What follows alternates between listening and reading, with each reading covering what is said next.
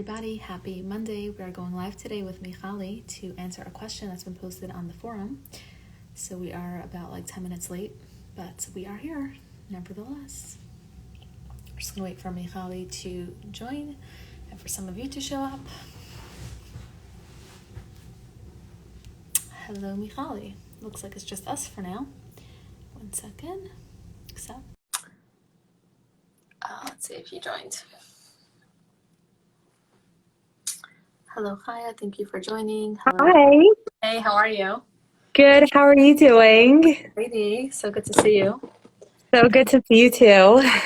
Alrighty. So you have the question right up there? Yes. I'm pulling it up on my computer. So the question is, how can I stop craving other people's attention and just start being happy and confident with who I am without needing other people's attention/validation? Mm-hmm. Really good question. Great question. Yes. You want to hit it?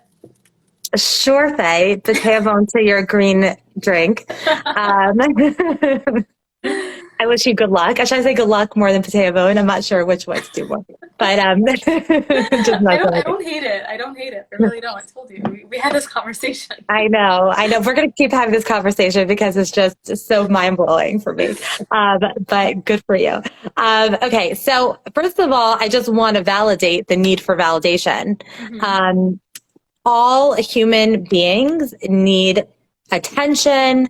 All human beings need validation. It is a normal and important need that we all have. Yeah. Okay. If you think about an infant, right? Infants have zero baggage, right? And one of the reasons that infants might cry is because they want our attention. Okay. I did not know that. Isn't that interesting? Wow. Yeah.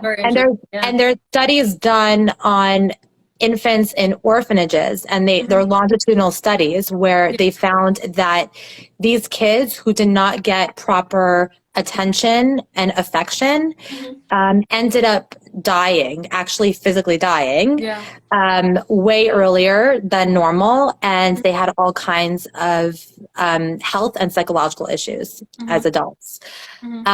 So this is a normal human need, and anytime you doubt yourself with that, just think about babies who have zero baggage, right? Now let's add the baggage.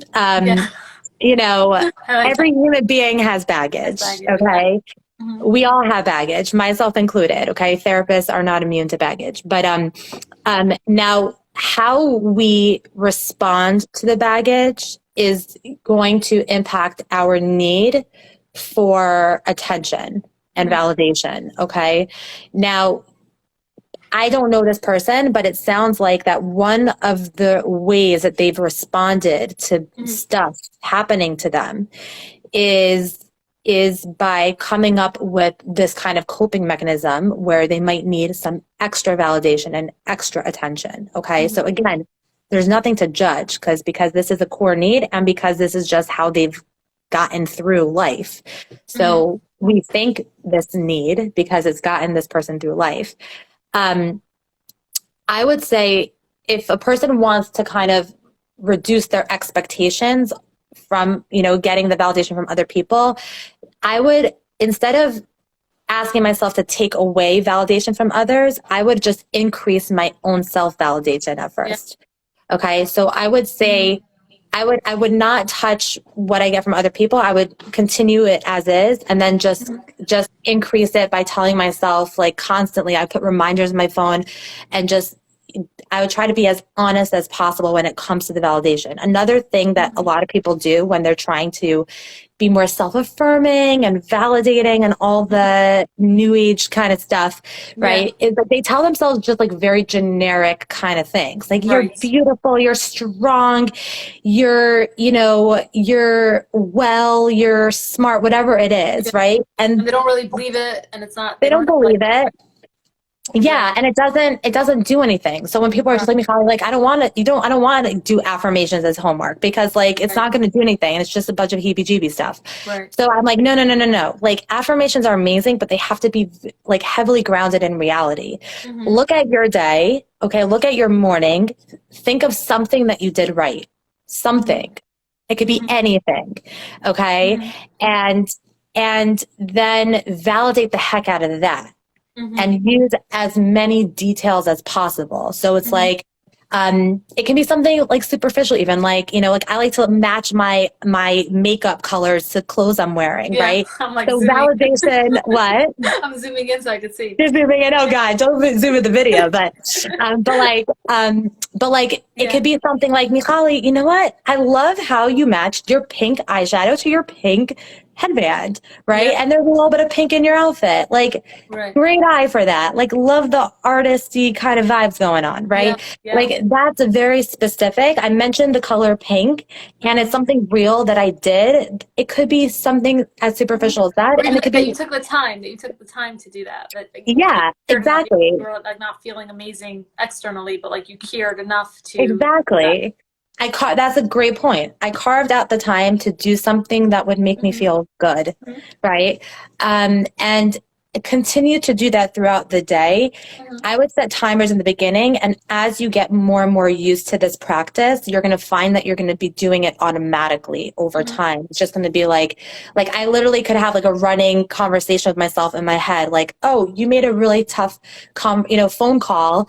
Good for you, Michali. Like, I know that was really hard for you to do, right? Like, I may not have planned that, but like it just comes to me because I'm practicing it. Right. Once this person gets really, really practiced with self-validation, and it becomes a natural voice in their heads. Yes, we all have voices in our heads. No, it doesn't mean you're psychotic.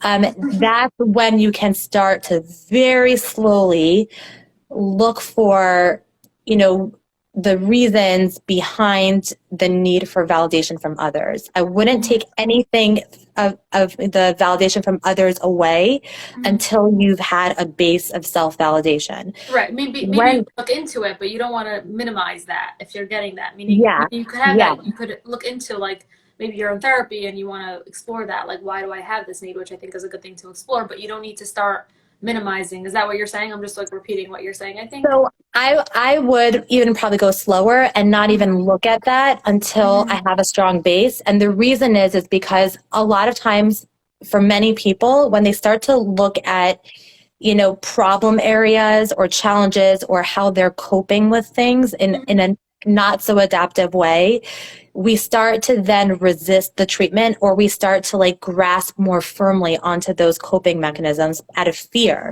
Because it's like, you don't take this thing away from me. This is how I've survived my life. Like what?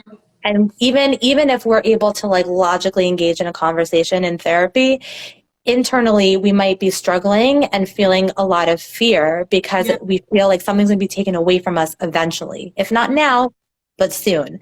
I think having that base creates the safety that we need, so that we know no one's taking away anything from me because I'm giving what I need to myself. And once I'm feeling comfortable with that, only then can I engage in a conversation about something that might not even be so good for me, that gets taken away over time, very carefully honoring my need for safety. Right. So that's kind of the order that I would probably address, do that. I like that you specify that order. And I think also, like what you said, like validation, there's a place for validation. Like we see ourselves a lot through the eyes of how we perceive others see us, right? Like I think there's a quote, I'm not who I think I am. I'm not who you think I am. I am who I think you think I am. Yes. Yes. That sums this up beautifully. I'm like, it's such a tricky quote to say. Like, I hope I didn't butcher it, but no, you got it perfectly. It's great. Yeah. So like, I think that's a point to know, but also it's okay to care. Also, this is like another thing that I sometimes tell myself, like, it's okay to care what other people think about you. The question is, and maybe this is like a little off a tangent because I don't have the question pulled up right here, but not to let that dictate the way you behave necessarily. So like, let's say you're so concerned about like getting the validation and you're like, if I do this thing, I'm not going to get that validation. Maybe I'll get the opposite. Maybe I'll get some criticism, and I'll be challenged. But the question is then it comes down to like your values, and like, so you won't get the validation, but are you going to act in accordance with that you need the validation, or are you going to act in accordance to what you value, even if you're not going to get the validation? I think maybe that's like a next step to do or something, and that's more like the last stage of like really understanding where is this need for extra validation coming from. And again, I wouldn't necessarily eliminate that because everyone's reason is going to be different of how that's been a coping mechanism, how it worked, and why. And I'm a big believer in keeping those coping mechanisms where they are until we find better replacements, adding those replacements before we take away, and then taking things away. Another idea of a replacement, in addition to the self-validation practice that I mentioned, is you're reminded me by talking about like the people that we're surrounding ourselves with. If we're surrounded by people who are very critical by nature or sarcastic or have trouble with vulnerability or being raw and open, then chances are we're not in an environment where we're going to be getting the validation that we need, right? And that cozy, warm kind of feeling. So I would say, in addition to the self-validation, really pay attention to like, who do you hang out with, you know, the most in your day, in your week, in your month, and start to create boundaries, you know, time boundaries, conversation boundaries, get together boundaries, you know, with those people, and then look for and add or get together more with people who are just validating by nature. Yeah, I was just gonna say you know that, what I like, some mean? people just don't have like that judgmental personality, and like you might not you made me think of this, which is what you're saying. Like you might not really be such an excessively craving person of validation. It just might be because of your surroundings where you're so starved from that normal validation that you then feel like you need to seek out people that will give you that extra validation versus just being amongst healthier people where validation is kind of like the expectation versus, you know, the something that you're surprised about, you know, or seeking. Yeah. Exactly. Like no one-upping kind of thing, right? It's like, you know, if you're sharing about a really victory you had at work, you know, then like, you don't want the person to go, well, you know what I got, or you know what I did? Like you want to surround yourself with people who are like, oh my gosh, that's wonderful. I know how hard you've worked for that. Or wow, that's such a surprise. I know you weren't expecting it, but I'm so thrilled for you. Wow, that's amazing, right? Like just people who are not patronizing, but just really, truly happy for you. And not trying to one up you or whatever, with right? themselves, exactly. And chances are that you've coming from either your current environment or your previous environment in childhood there's a good chance that it was such that there wasn't that kind of free-flowing validation, which is why you're in this predicament, which is something to explore. But I love that you said like have that foundation of like self-validation, and you know there's many ways to go about it, but I think what you gave a great way, which is like just focusing on like very grounding of like what you actually can validate in each moment, in each day, not necessarily these like, you know, very beautiful esoteric kind of things, you know. Right, like I am loved, I am cared for. It's like, well, by whom, you know, and how, and where, and why, you know. It's true; those things are true, but the question is, do you believe it as truth? Do you feel it, right? And like most of the time, people that are saying these things, they're struggling because they don't feel those things. So saying exactly make them believe it and feel it. I know it. Exactly. It's a CBT concept. It's like you kind of got to prove it, you know, and we need to prove it to ourselves. Like, okay, so I'm loved. By whom, why, at what times, you know, like we need to give it context and answer those questions in order to make it actually hit home. Love it. Thank you so much, Michali. I think we kind of like got this one down. Thank you. Thank you everyone for tuning in. And I will not see you next week, actually. It's Rosh Hashanah next week, so we're going to take a break, right? Right. So we'll see each other the following week. Yes. Okay. Unless we have a surprise live or something. Right. Maybe we'll do something not on Rosh Hashanah, but after. Not on Rosh Hashanah. Yeah. We're kind of busy, you know, the whole praying thing, but you know, but maybe a different surprise next year. Oh, but maybe there'll be another live prior, but we'll see. Alrighty. Thank you again, Michali. Thank you everyone for tuning in, and we shall see you. Take care. Thank you, Faye. Take care. Bye.